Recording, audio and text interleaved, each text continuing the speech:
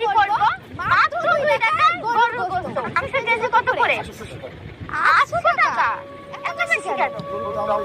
অনেক দামের তো দাম নাই। তারা খাইবে কেমনে? বলে দেবে। পিসগুলো একদম সমান করে কাটবে। যাতে সবাই সমান পায়। আমার ভিডিওগুলো বেশি করে আপনারা শেয়ার করবেন যাতে আমি ইন্সপায়ার হয়ে এই মানবিক কাজগুলো করে দিতে পারি। হ্যাঁ, মাংস লাগবে, মাত্র 2 টাকার মাংস। আসলে দ্রুত মাংস দিয়ে দেন। আমি দিছি। আমি দিছি। বাবা মাছ ভালো না? দেখা। বাবা মাছ ভালো না? আমরা তো ওদিকে। বাবা